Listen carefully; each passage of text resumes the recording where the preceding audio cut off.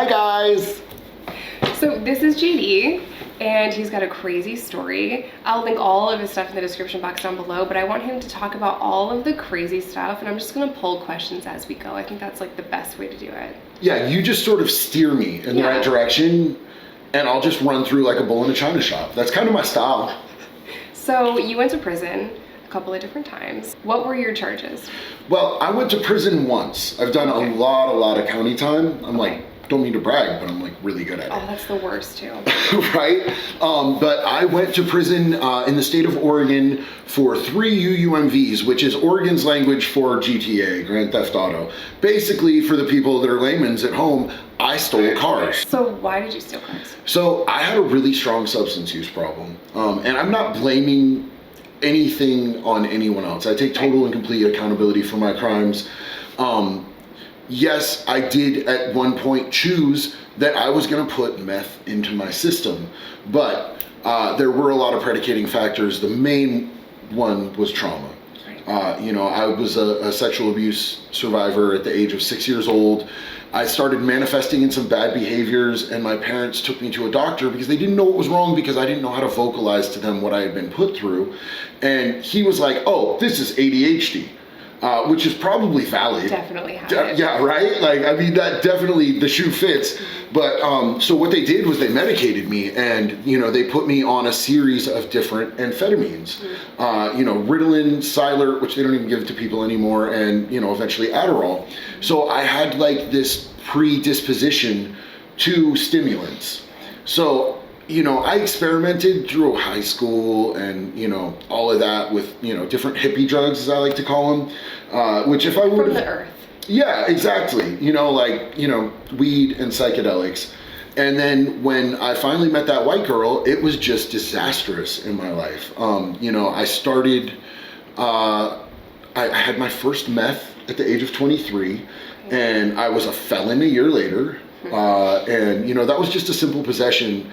And unfortunately at that time, Oregon was giving out felony charges, branding people as felons for the rest of their life for the symptoms of a disease. And in my line of thinking at the time, which, I clearly wasn't thinking straight, but it didn't matter to me. Now I couldn't own a gun. I had to check that box every single time that I wanted to go get housing. Every time I wanted a job, I had to check that, yes, I'm a felon box. So it didn't matter to me if I had one felony or 50. It was all the same thing. And I just kind of went headlong into this lifestyle. And I was just going out with a friend one night, and he was stealing cars. And once I got into that first car, like he cracked the locks, and then he hit the ignition. I jumped in. I was just his lookout. The first time he jumped in and just floored it, I was sold. The adrenaline rush on top of already being high, that was just it for me. I wanted that feeling to last forever. And then when we started getting in high-speed chases, that was some next level adrenaline for me. And I became like an adrenaline junkie, and on top of the stimulants, it was just some fire. It's interesting that you talk about like, oh, this was an adrenaline rush for me. This was great. It was like its own high, its own addiction. And I relate a lot to that, because once I learned how fast I could make money by selling drugs and how much money I can make, I was addicted to that.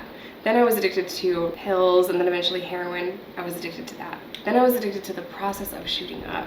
So not even just the drug itself, but the whole thing. And it's like all of these like separate addictions, right? So it's hard to like relearn a bunch of shit.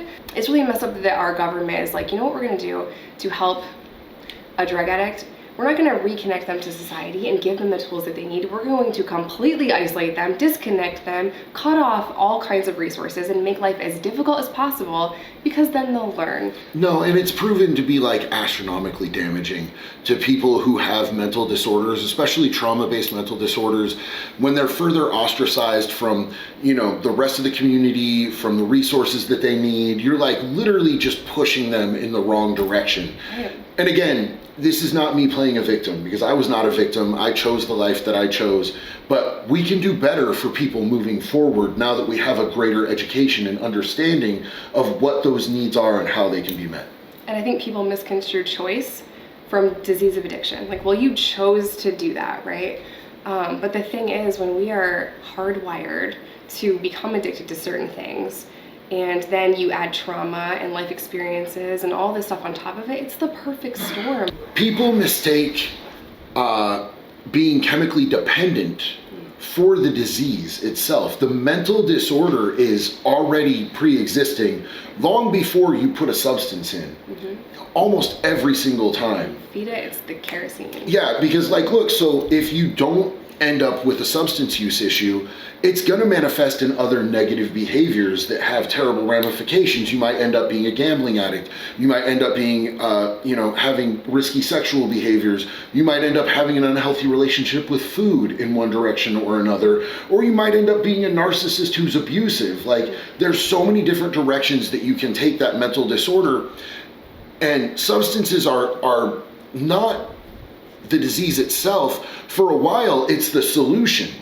Because I don't feel the way that I don't want to feel anymore for a minute. But throughout time, those consequences of doing that become so catastrophic and just life altering that it's absolutely not a long-term sustainable solution for anyone. And when you're in like so much pain, you want to feel good even just for a second. It's like, treat yourself, right? If you're not, a drug addict and you've never lived that life, when you're having a bad day, you want to treat yourself. It's kind of the same thing. Like, we want to feel good for a second, and for drug addicts, it's life or death, and the consequences are crazy. Well, and I've never felt worse in my life than when I first got into recovery. So, like, here's the thing, is that I always had this concept, this notion in my mind that substances were my problem, and if I could just get clean, that life was going to be, not perfect. I never believed that a perfect life existed. I'm not stupid. But that things would be easier, that my life would get better, and that it would be this sort of immediate, relief of what I was going through. And the absolute opposite was what happened. Like, I had such bad ideations. Like, I constantly wanted to harm myself in irreparable ways. I had voices in my head that were constantly pushing me towards self-destruction. And it took a lot of work to be able to get through that. And it took, I had mental health issues. I needed professional help, but there were no resources to be able to get me that. And most people, when they come in off the streets or out of the bushes or fresh out of prison, they don't have the money or the availability or the knowledge to be able to access the resources that they need. And so once I got through that and I started to find my footing, I started a nonprofit in Daytona Beach where I live, to get people, financial resources to be able to get the mental health they need in early recovery, because it was the immediate first thing that I saw that we were lacking. Do you still have that nonprofit? I do. It's, I made a board, so I'm not as involved in it anymore, because I've kind of been investing other places. Like, I saw that was like an absolute need. There was a big gap there. And then there was a big gap in Narcan distribution. And that became my focus, because during the pandemic, especially in my local area, the overdoses just became so overwhelmingly relevant. And I felt there was an instant hole that needed to be filled, and it could not wait. So I started my Narcan distribution team, and we started coordinating with, me, a career criminal who's done a lot of prison time, who was facing a lot of charges at the time. I started coordinating with the Volusia County Sheriff, Mike Chitwood, to be able to have deputies not on site, but close by, that were on call in case any of my volunteers got hurt or there was any emergencies, because my priority had to be the safety of my volunteers. So I found myself working with sheriffs and deputies, and it was really wild, and it got a lot of media attention. I became the person that the news in Daytona Beach would hit up when they had issues surrounding harm reduction or overdose.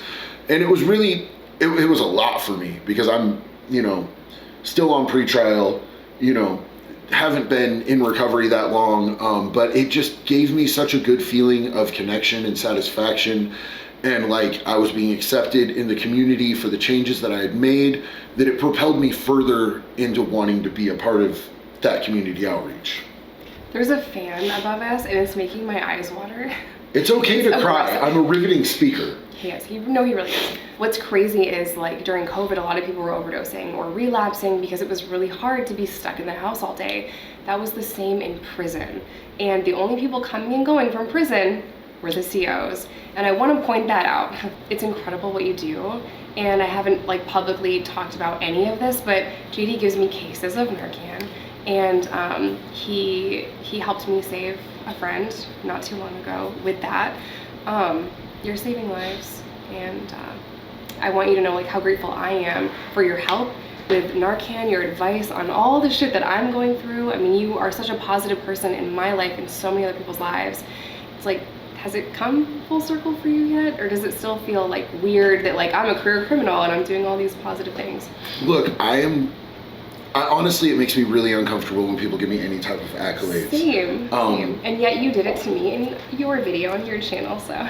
This is fair. This is fair. She's not wrong. Honestly, I'm just somebody who's been there, and I know the people that were there for me, that were the men that I needed, and one woman in particular that, you know, became mentors to me.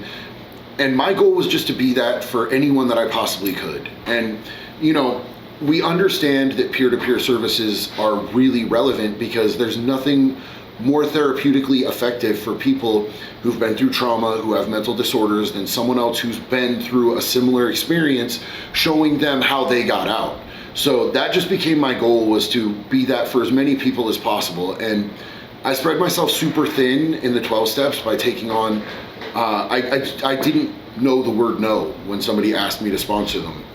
And I think I had like 12 sponsees going, and my sponsor was like, what are you doing, bro? Stop, chill out. Like, you don't need to try to save the world all at once. It's one person at a time.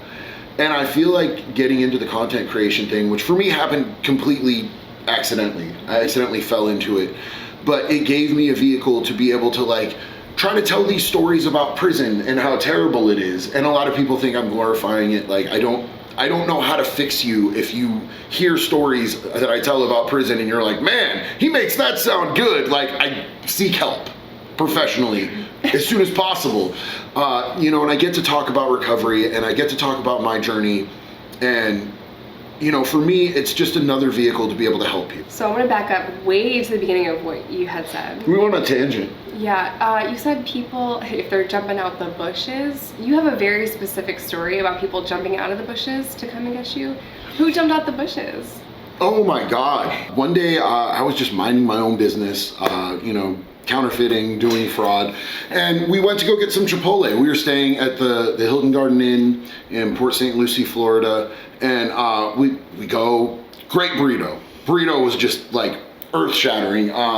We drive back to the hotel. Apparently my co-defendant had not put the do not disturb sign up on his door. We had separate rooms. I always made sure there was nothing out when I left the hotel room.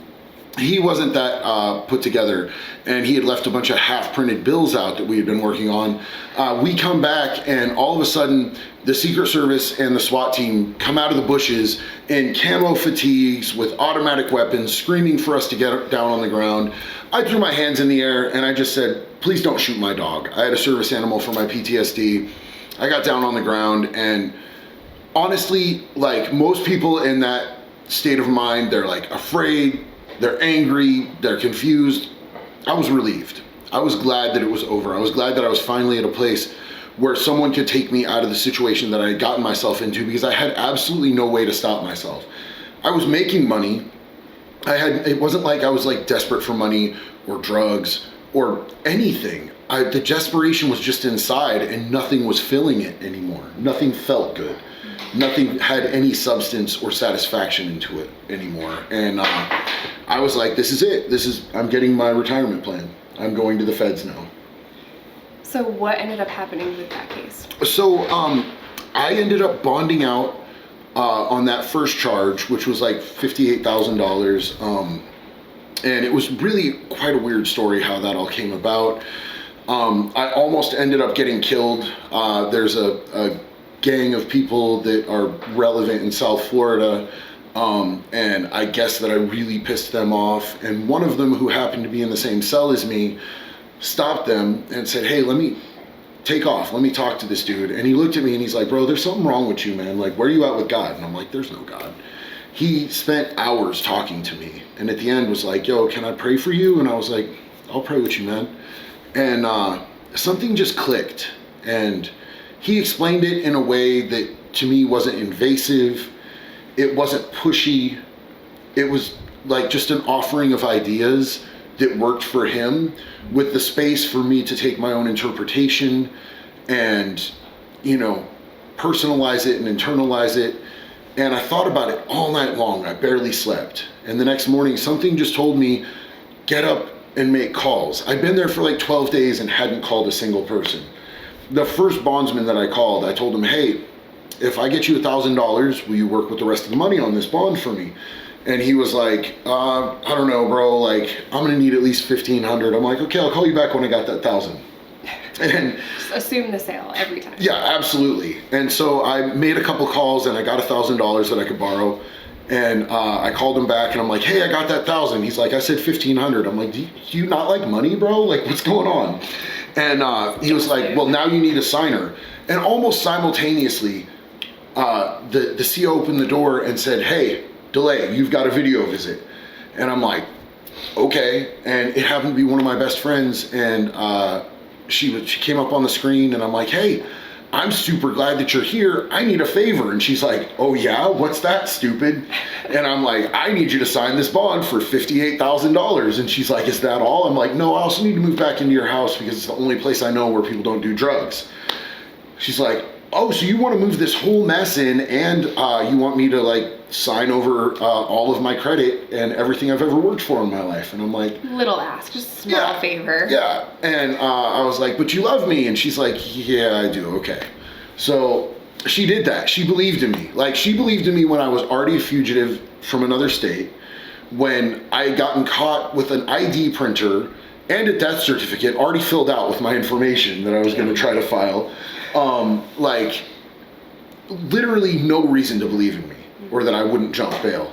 And, you know, there's no way that I could disrespect that. But then I went back to Daytona and I was going to an outpatient clinic and I was staying clean and I was working to make my payments on the bond. And, you know, every 30 days, the SWAT team kicked my door, like every month. After you quit. After I quit, a bunch of charges caught up to me because they had me under investigation for over a year and they were trying to stack things and put things together on me. And so once I wasn't doing anything anymore, they were like, well, let's just throw stuff at them and see what sticks. And the most disturbing of which was the sales of meth within 1,000 feet of a school charge. The rest of it was just small time stuff. But that one particularly was kind of a nightmare. But I had this really cool judge. I kept paying my bonds every time they would come, and my bondsman was working with me. I had this really cool judge. Eventually I ran out of road. I was at $130,000 bond already and another $105,000 bond on this next set of charges. And I went before this judge and I asked him for a bond reduction. And he said, you know what I want to see? I want to see you do like real treatment, like 6 months inpatient treatment, not this IOP stuff. Like, I want to see you really invest in yourself. And he said, look, if I send you to this treatment center today, would you go? And I was like, I would love that opportunity, Your Honor. And he said, okay, so I'm going to let you out. You're going to go. You're going to stay for the whole 6 months. And when you graduate, we'll figure this out. We'll make something work. And if you screw me, if I let you out and you don't go or you don't graduate, I will make sure that they bury you. And so I had to bet on myself. And I did that. And then COVID hit, and they weren't doing in-person court dates for almost 20 months in Florida. I would just check in on Zoom every month. They would make sure that I'm still alive.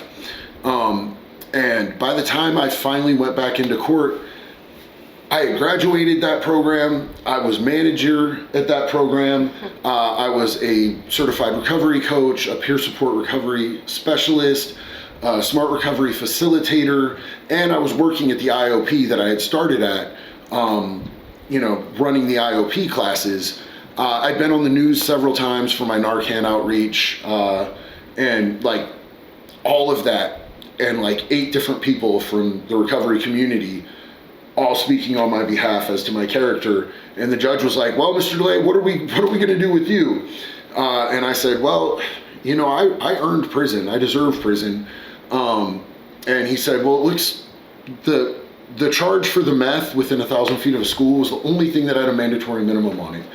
I had hired a private forensic detective, $580, the best money I've ever spent in my life. He measured the distance and it was 1,044 feet. So that 44 feet and that $580 took that 5-year mandatory minimum sentence down to a simple sale with no mandatory minimum. And he said, the most time that I can give you on house arrest is 2 years. And I said, I would absolutely do that. He said, look, if you come back before me, before you're off, house arrest and off probation, I'm literally gonna run you wild. He's like, I will hit you with every single charge, maximum sentence, and I will run it consecutively. And I said, I'm willing to bet on myself. I'll double down. And he was like, all right.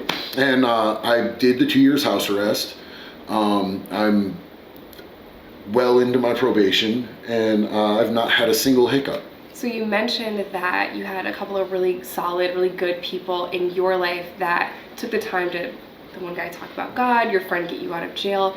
But like, do you remember a specific moment where like there was that shift in your mindset where you could even take in the conversation about God or even like ask for help? Because I know it got really dark for me when I was using meth, so like, was there a different shift in your mindset that helped you get sober? Honestly, for me, I was so over the life that I had been living by the time that I got arrested. I wanted to quit months before that. And in fact, I wanted to quit, and I felt so unable to get out of the life that I was stuck in that I tried to kill myself like twice. One time was in another Hilton Garden Inn. Hilton Garden Inns are kind of cursed for me. And that didn't work out, and I'm super glad that it didn't work out. But I was just in such a place of being willing and open and ready for any type of change that, by the time I got out and was in a real treatment program, I was full bore about it. I was absolutely at a surrender point in my life. So how long have you been sober? Since 2019, July 25th, 2019. So I'm coming up on 4 years now. 2 years on house arrest? Yes. Whew, the discipline that all that shit took, dude. Like, that's a laundry list of shit that I could never do. The only time I ever wanted to go to rehab was when I was pregnant with my daughter. Mm-hmm. Every other time I'm like, rehab, no. I'm good with prison. So like, you could do boot camp. I'm like, they shave your head? I'll chill and make nachos in the door. I'm like, no, I wasn't disciplined enough. I wasn't motivated enough until I had my daughter, and that was the only time they're like, she's not gonna go to rehab. Absolutely not. No, it's off the table. So I know that like, I could never do all that stuff to get sober. I was tired. I was tired of the life, but I didn't have it. So Micah was like the moment for me. You were just tired of it. When you worked your ass off to get to where you are, and that's crazy to me. I'm also a boomer though. Like, you're younger than me. Like, I ran myself into the ground for 2.5 decades. Right. You know what I'm saying? I beat myself up hard for over 20 years. And, to be honest, I'd been to treatment multiple times before, and I'd never taken it seriously. I'd never surrendered, but I enjoyed every time I went to treatment. I learned about myself. I learned, how I work and why I'm this way and ways that I can do better.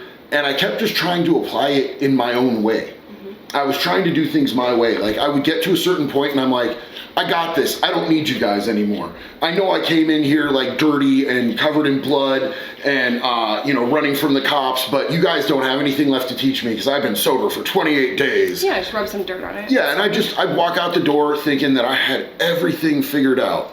And, like, if you walk out of, first of all, treatment, like rehab is fun. For me, I want to learn about myself. I want to become the best self that I can possibly be. It was just that my willingness always ran out at a certain point. And, the last time that I walked out of treatment, I walked out scared. I'm like, I know that this has been the easy part. The easy part isn't when you're like out of treatment. That's when things really get hard. treatment isn't hard. Sober living isn't hard. You have a structure, you have support, you have an environment. Once you walk out that fucking door and it's just you and the street, and the only thing stopping you from going back is like literally your discipline, literally the things that you've put in place to support yourself, and a simple choice. It's always a simple choice. I don't care if you have 2 days sober or 30 years sober, you are always one bad choice away from going right back to it. It's like the realest shit ever. And I think people see our content and they're like, I would never end up in prison. You are one bad night, one bad decision, one bad day away from going to prison. It could happen to literally anyone. Like, don't we all commit like 4 felonies a day? I think the number was an average of 3 felonies a day without even knowing it. But do you know how many dudes that I met in prison who literally, they weren't drug addicts. They literally had one bad step, and it was usually their temper or their pride or their ego or even trying to protect their own children. Yeah. I met multiple dudes that were in there because they committed acts of violence to protect their own children from monsters. And it's a lot more common than you think. So, to people who say that they would never go to prison, like, first off, I think that you're probably kind of naive about what it actually takes to go to prison. And maybe you don't have what it takes to feel like you need to protect someone else, or, maybe you don't envision yourself when you're going out to drink with your buddies, hitting somebody and them actually dying, or them actually calling 911 on you. But like, it's a lot more common and it's a lot easier than a lot of people think. I will never say that I won't go back to prison. I will say that I will never go back to prison for the reasons that I've gone to prison or jail before. I can only be accountable for my actions, but if I walk up on somebody who's hurting, a woman, a child, an elderly person, someone who's disabled, an animal, I'm not gonna be scared to go back. I'm gonna act, I'm gonna protect that person, that animal, and I'm not gonna be my primary concern. And that's what people don't understand about like the convict code or like inmate life. Like, we'll protect people that are weaker than us every single fucking time. Like, here's the thing with me is that I've always known, because I came at it from an educated standpoint. I would do research before I would start getting involved with stuff. I would find out, what type of time is this going to carry if I get involved with this? I love smart criminals. I would always think about every single variable. You have to cover every single variable of every single angle. Like this story about, I forget the kid's name, he was 15 years old, he went in to steal an Xbox. He broke into somebody's house with his 2 friends. 15 years old. This is a child, bro. Like, I don't care what you think. A 15-year-old is a child. He made a childhood mistake. A cop came in, shot his friend in the back while his friend was trying to run out the back door, and they charged this kid with felony murder and gave him 65 years in prison. He's 15 years old and he's sitting at a maximum security men's prison. They finally get to be able to go back in before the judge to try to ask for a resentencing, and they're hoping that they'll just give him the B&E and time served, because this is a 15-year-old kid who made a mistake. He didn't kill anybody, the cop did. But since he was participating in a felony and the end result was his friend dying, being murdered by a cop, who needs to shoot somebody in the back? That's a real cop thing to do. But they resentenced him to 30 years. This young man is 15 years old. He's going to lose the entirety of his prime of his adult life. Trust me, I'm about where he's gonna be when he gets out. It's all downhill from here. It's all back pain, bills, and stress. It is back pain. Like, if your pillows aren't right over the age of like 30, it feels like you got hit by a bus. That shit's real. But that story, it's so common. I've met tons of people, they didn't kill anyone. They were there and some shit went sideways. Comrade, my homie on TikTok, he was just at a house during a robbery, and same kind of stuff. The homeowner had shot his friend. Yeah. And, he went up for that charge. I had a friend in there who was a veteran. He was home on leave.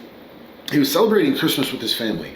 He went to go smoke a joint, and he was walking around the block, so he wasn't smoking at his parents' house, and 3 dudes jumped him to try to rob him on Christmas. One of them had a knife. He ended up mixing all 3 of those dudes up. He got their knife from them. He put the knife in one of them a couple times. They gave this dude 90 months for defending himself. He walked they out try of. to say like excessive force. You could have gotten away. Yeah, Self-defense so laws are crazy. Oregon doesn't really have a lot of self-defense law. What Oregon has is Measure 11, and Measure 11 is a mandatory minimum for any person-to-person crime. It's a mandatory minimum of 70 months. Like if I were to just walk up and just clap a dude upside his face like that, just a normal bitch slap, bro, that's 70 months. If you leave a mark or you have a weapon, that's an instant 90 months. And these dudes, he didn't have a weapon. They had one on him, but he got it out of him, put it in him. It's the same thing that I would do. If 3 dudes jump me, bro, like there's no way that I should be culpable for how I protect myself. Dude, I've been jumped. That shit is scary. Getting jumped you know, it's wrecked, bro. It's bad. I don't know if anyone that's watching has been jumped, but 5-on-1, they win, bro. They win. Yeah. The only way you're gonna win with that type of numbers is just leave whatever type of mark on each one of them you possibly can. I'll take an eyeball. I'll bite something off them. You know, they probably gonna kill me, but every day when they wake up, they're gonna be like, man, I probably shouldn't have done that. So we're gonna be back with JD to talk about like tales from the trap house, which is super relevant in my life right now. Stop it. They roast me so hard. Like on my tombstone, it'll say like trap house queen or something. But we're gonna be back with JD so that he can tell us some more stories because he's lived a crazy life. But I'm gonna link everything from his clothing line to his TikTok and YouTube channel in the description box of this video. Do you have anything else you wanna say before I kick you off of this video? No. No. No. All right, you guys, thanks for watching and I'll see you in the next one.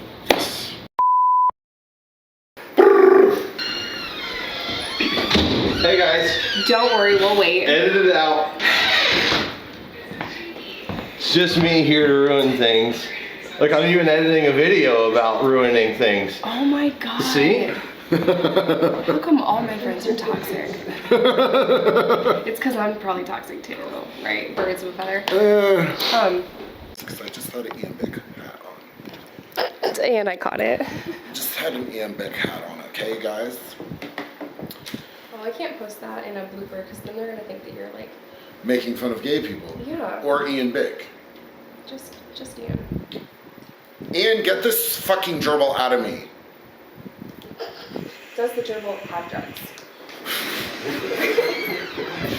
The gerbil I feel like that was a valid question. The dude who was celled up with him at Snake River, who got paid like fucking 100, he got paid more than anyone else in the rest of the institution because he was supposed to be wiping that dude's ass.